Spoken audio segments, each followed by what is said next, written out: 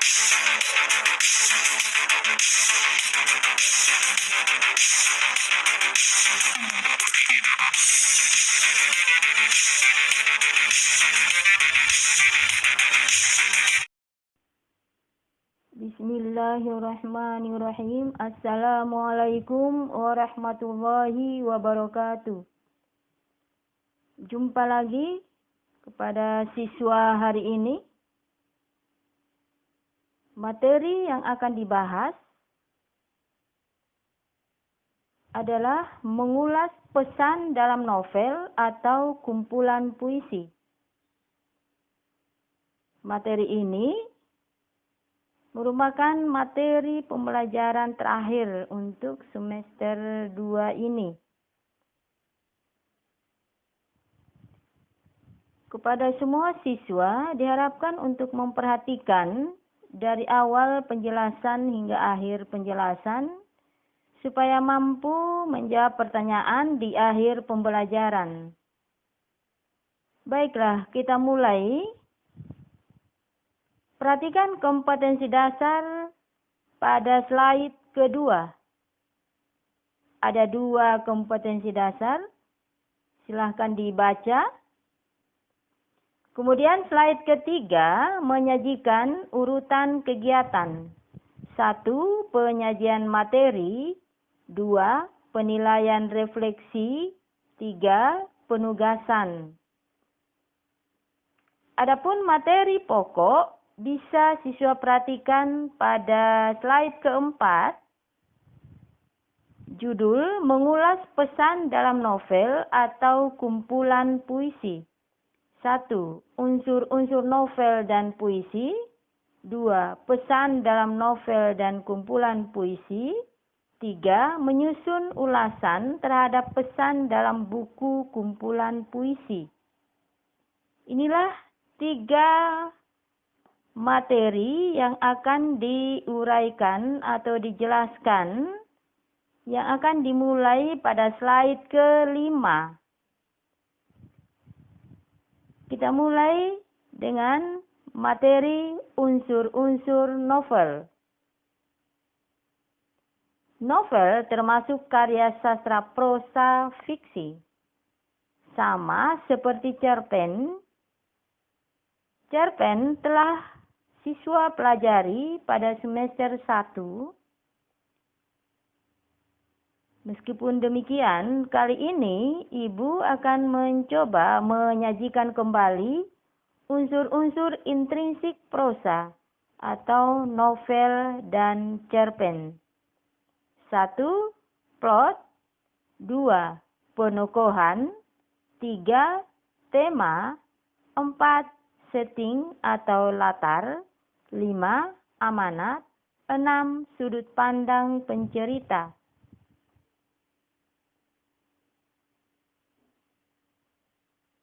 Aspek nomor 1 sampai 5 telah kita pelajari secara lebih mendalam waktu mempelajari cerpen di semester 1. Untuk nomor 6, sudut pandang pencerita akan dibahas kali ini pada materi saat sekarang ini.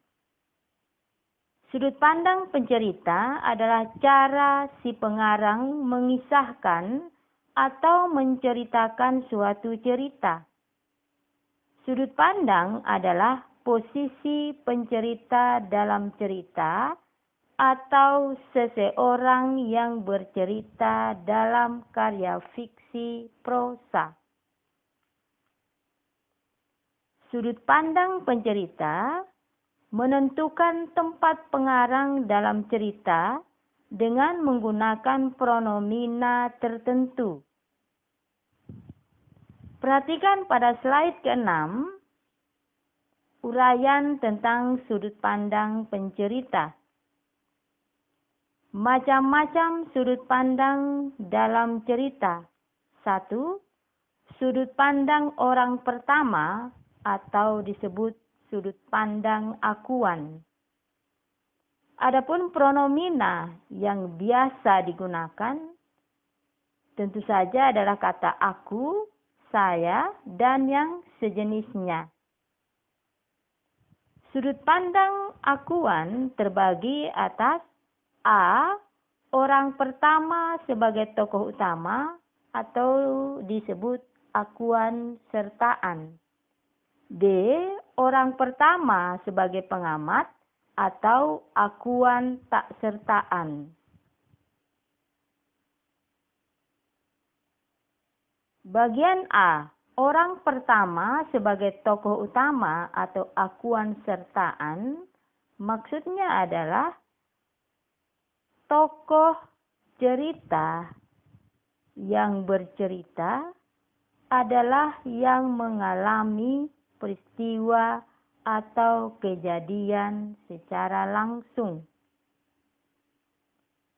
Sedangkan B, orang pertama sebagai pengamat atau akuan tak sertaan, maksudnya adalah tokoh yang bercerita menggunakan pronomina aku dengan menceritakan apa yang dilihatnya dan didengarnya secara langsung, tetapi bukan sebagai pengalami atau bukan sebagai yang mengalami sebuah peristiwa, tetapi hanya menyaksikan saja atau mendengarkan secara langsung. 2. Sudut pandang orang ketiga atau disebut diaan. Tentu saja pronomina yang digunakan dalam bercerita adalah menggunakan pronomina dia, ia, mereka, atau nama orang. Sudut pandang diaan terbagi lagi A. Orang ketiga serba tahu atau diaan serba tahu.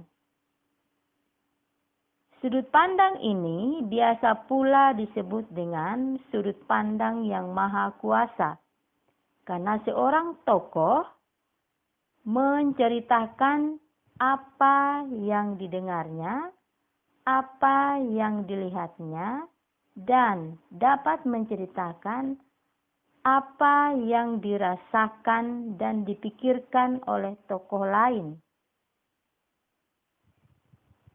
Jadi dari berbagai sudut pandang dia bisa menceritakannya. Nah, kalau bercerita seperti itu, maka tokoh itu memposisikan dirinya seperti Tuhan yang bisa tahu segalanya tentang manusia. Berikut B. Orang ketiga diaan terbatas. Sudut pandang ini hanya menceritakan apa yang dikatakan dan dilakukan oleh tokoh lain kepadanya, tetapi tidak menceritakan apa yang dipikirkan dan dirasakan oleh tokoh cerita lain. Dalam hal ini hanya bercerita sesuai informasi yang diperolehnya saja. Tapi ingat, orang ketiga diaan terbatas tidak melihat langsung kejadiannya, tetapi dia mengetahui cerita itu dari tokoh lain. Kemudian dia menceritakannya kembali dengan menggunakan sudut pandang orang ketiga atau menggunakan pronomina orang ketiga atau menggunakan nama orang dalam bercerita. Inilah penjelasan teori tentang sudut pandang pencerita. Pada slide ke-7 ada contoh diberikan, satu contoh sudut pandang pencerita. Kita lihat slide ke-7, penggalan novel Harimau-Harimau, karya Mohtar Lubis. Dengarkan penggalan ceritanya. Tak lama kemudian, Wak Katok menyusul aku dan kami berangkat ke tempat persembunyian. Aku tak pernah menanyakan kepada Wak Katok yang terjadi dengan Sarip. Aku tahu apa yang terjadi. Wak Katok kembali ke pondok dan membunuh Sarip dan melempar Sarip ke sumur. Ini aku ketahui kemudian setelah pemberontakan dikalahkan oleh Belanda. Tetapi aku tak pernah membicarakannya dengan Wak Katok. Sejak hari itu hingga saat ini barulah kini aku menceritakan hal itu. Sudut pandang apakah yang digunakan dalam penggalan novel di atas? Ada dua pilihan disediakan di sini. A. Orang pertama tokoh utama. B. Orang pertama sebagai pengamat. Yang benar adalah B.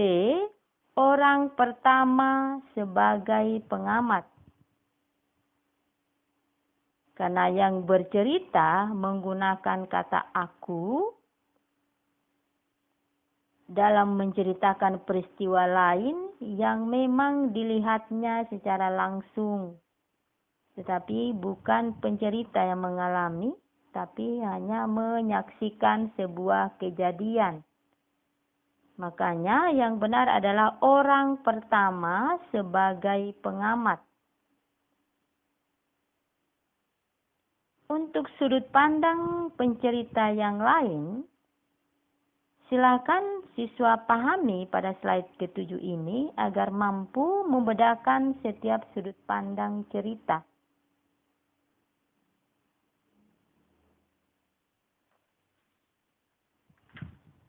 Nah, sekarang kita pindah materi unsur-unsur puisi.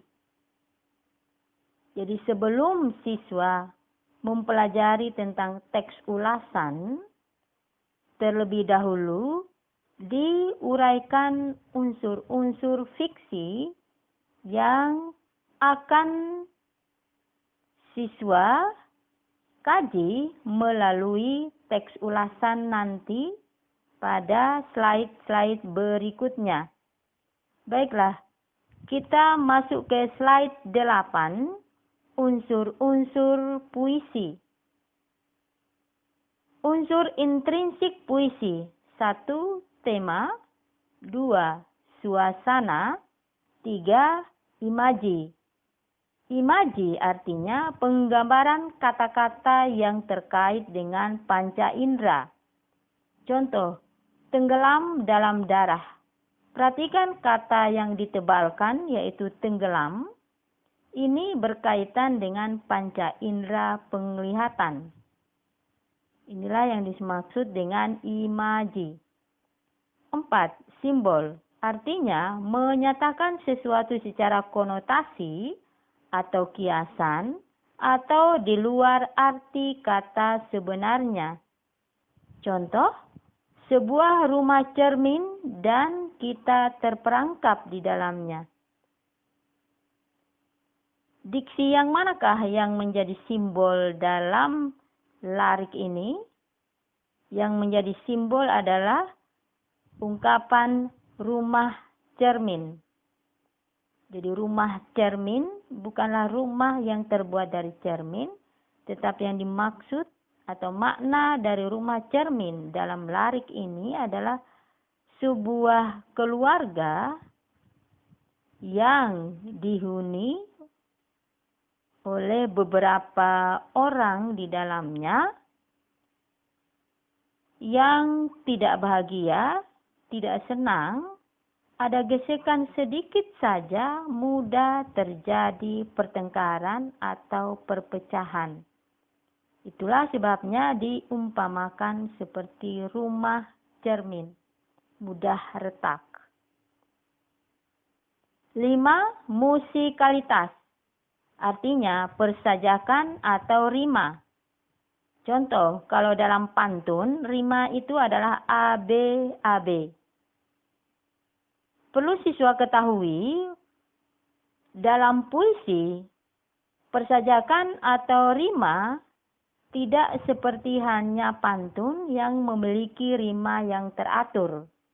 Dalam puisi, seorang penyair bebas membuat rima. Tidak ada ikatan harus rima tertentu, tidak seperti hanya pantun. 6. Gaya bahasa. Gaya bahasa sebenarnya sudah terkait dengan imaji dan simbol. Jadi, untuk memahami gaya bahasa, perhatikanlah unsur puisi yang ketiga dan yang keempat. Demikianlah uraian singkat tentang unsur-unsur intrinsik puisi.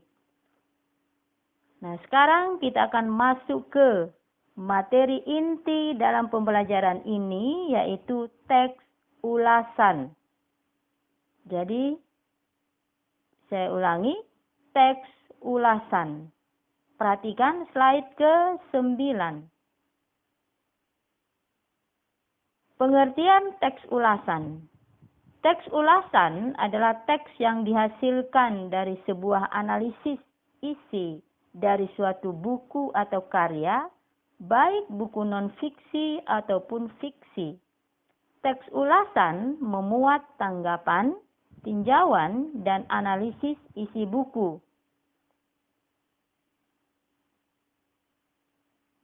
Lalu hal-hal apa saja yang dapat diulas dalam teks ulasan? Perhatikan. 1. Kalau buku non-fiksi yang akan diulas, maka caranya adalah menemukan bagian penting dari sebuah buku. Bagian penting bisa berasal dari sistematika atau struktur terbentuknya suatu karya dan bisa berasal dari pernyataan gagasan umum pada setiap paragraf pada halaman-halaman buku. 2. Kalau yang diulas adalah fiksi, novel, atau puisi, maka yang diulas adalah unsur-unsurnya, yaitu unsur-unsur yang telah kita bahas pada bagian halaman depan tadi. Bisa siswa perhatikan kembali pada slide sebelumnya.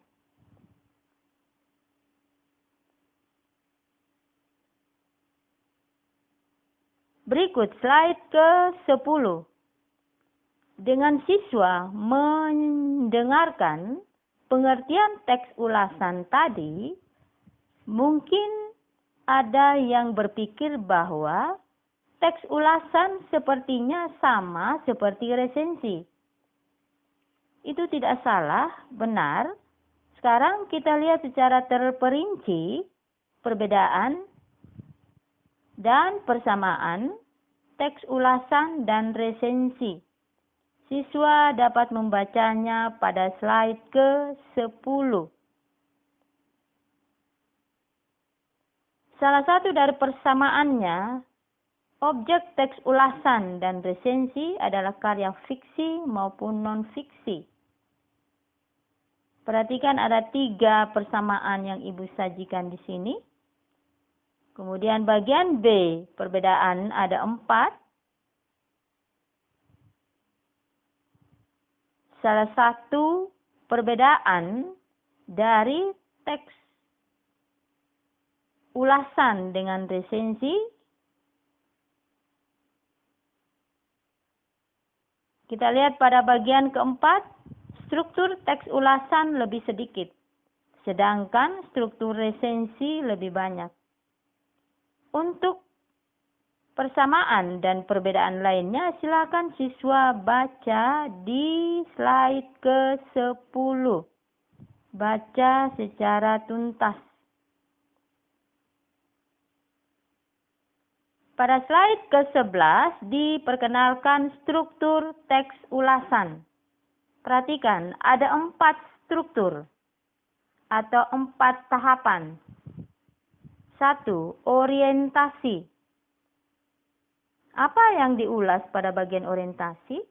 Yang diulas adalah gambaran umum karya sastra yang diulas. Apa saja gambaran umum yang dimaksud? Bisa berupa 1. Penyairnya siapa? 2. Kapan dicipta puisi itu? 3. Bisa alasan mengapa diciptakan?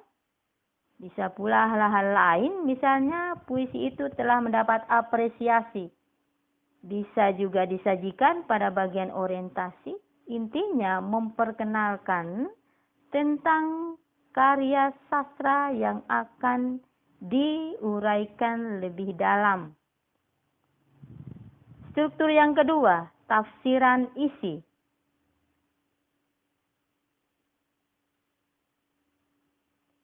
Kalau siswa mengingat struktur teks resensi dengan teks ulasan ini, teks resensi pada nomor struktur 2, 3, 4 itu peresensi harus menyajikan fakta tentang suatu karya.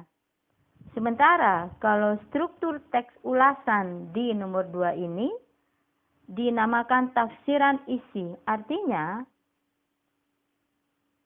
pada tafsiran isi ini seorang penulis atau kritikus penulis teks ulasan kita sebut kritikus. Seorang kritikus karya sastra akan mulai membuat pernyataan atau gagasan-gagasan tentang suatu karya. Gagasan seperti apa itu yang dimaksud? Coba ingat kembali teks eksplanasi yang kita pelajari dulu. Ada istilah gagasan utama. Jadi siswa bisa mengawali, mengulas, atau mengevaluasi suatu karya dengan membuat pernyataan opini yang kemudian akan dijelaskan oleh si kritikus itu sendiri. Pada tafsiran isi ini, bisa juga membandingkan karya tersebut dengan karya lain. Lalu bisa juga sudah memberikan penilaian, kekurangan dan kelebihan. Kalau misalnya di nomor 2 sudah memberikan penilaian, lalu mengapa ada struktur yang ketiga, evaluasi? Perhatikan penjelasannya. Pada tafsiran isi, kalau seorang kritikus sudah menyajikan kekurangan dan kelebihan suatu karya, boleh menyajikannya tetapi dengan penggunaan diksi yang masih bersifat umum, belum memberikan suatu pernyataan secara tersurat bahwa ini karya baik atau ini karya buruk, belum memberikan pernyataan seperti itu, masih samar-samar, atau intinya atau seperti ini, masih tersirat kelebihan atau kekurangan dari suatu karya, belum dinyatakan secara tersurat. Kalau kita membahas kekurangan dan kelebihan di tafsir isi. Kemudian struktur yang ketiga, di bagian evaluasi inilah, di dalam memberikan penilaian atau evaluasi kekurangan dan kelebihan sebuah karya, sudah harus membuat pernyataan yang tegas, atau yang pasti, atau yang tersurat, bahwa karya ini baik pada aspek ini, karya ini buruk pada aspek penampilan, dan sebagainya. Harus memberi ketegasan pernyataan evaluasi. Kemudian struktur yang 4, rangkuman. Sama seperti karya lain, kalau kita mengakhiri tulisan kita dengan simpulan, maka kita akan mengakhirinya dengan memberikan pernyataan kembali atau penegasan kembali yang telah kita ulas pada tafsiran isi dan evaluasi. Jadi memberikan pernyataan atau simpulan secara umum Itu pada rangkuman. Inilah struktur teks ulasan.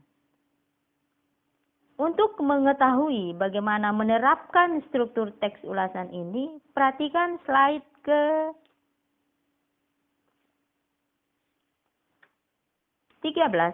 Tapi sebelum itu, perhatikan slide ke-12. Lihat bagan struktur teks ulasan. Baik, kita ke slide ke-13. Mengulas pesan dalam puisi. Judul puisi Hujan Bulan Juni. Ulasan pesan dalam puisi Hujan Bulan Juni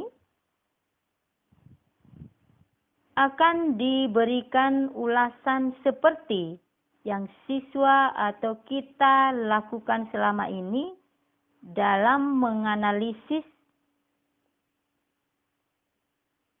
pertanyaan yang isinya meminta analisa terhadap sesuatu. Contoh dulu, siswa sudah pernah menganalisis struktur teks resensi pada refleksi.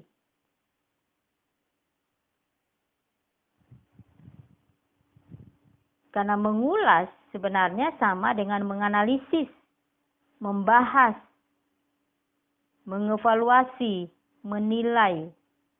Nah, sebelum kita masuk ke teks ulasan yang memiliki struktur seperti yang tersaji sebelumnya, contoh cara mengulas pesan dalam puisi secara umum. Perhatikan slide ke-13. Kemudian hasil ulasannya ada pada slide ke-14. Ini masih ulasan secara umum. Sama seperti yang biasa kita lakukan dalam menjawab pertanyaan analisa. Perhatikan slide ke-14. Pada puisi Hujan Bulan Juni oleh Sapardi Djoko Damono ingin menyampaikan pesan rindu yang tertahan dengan bahasanya yang sederhana, tetapi syarat akan makna. Perhatikan bait 1, 2, dan 3. Diksi yang digunakan adalah kata-kata yang sering kita jumpai dalam percakapan sehari-hari, tetapi mampu menciptakan suasana hati yang murung bagi pembacanya. Inilah cara mengulas karya puisi khusus pada bagian pesan. Ini adalah ulasan umum yang belum mengikuti struktur teks ulasan. Nah, sekarang pada slide ke-15 kita akan memperhatikan contoh teks ulasan. Jadi judulnya menyusun teks ulasan puisi. Judul puisi 100 juta oleh Taufik Ismail. Silakan dibaca puisinya dalam hati masing-masing pada slide ke-15. Ibu langsung pada slide ke-16. Menyusun teks ulasan puisi tersebut. Ulasan puisi di atas sebagai berikut. 1. Orientasi. Puisi 100 juta adalah puisi yang diciptakan oleh Taufik Ismail. Puisi ini termasuk puisi terbaik Indonesia. Puisi ini menjelaskan tentang kehidupan masa kini yang mulai banyak orang miskin dan pengangguran yang tidak memiliki pekerjaan untuk memberi nafkah pada para keluarganya. Itulah ulasan pada bagian orientasi. Silakan memperhatikan ulasan struktur 2, 3, dan 4. Perhatikan semuanya. Kemudian coba membuat perbandingan dengan resensi yang telah kita pelajari pada waktu yang lalu, pada materi kedua. ada kemiripan di dalam penyajian, hanya terjadi perbedaan pada struktur yang digunakan.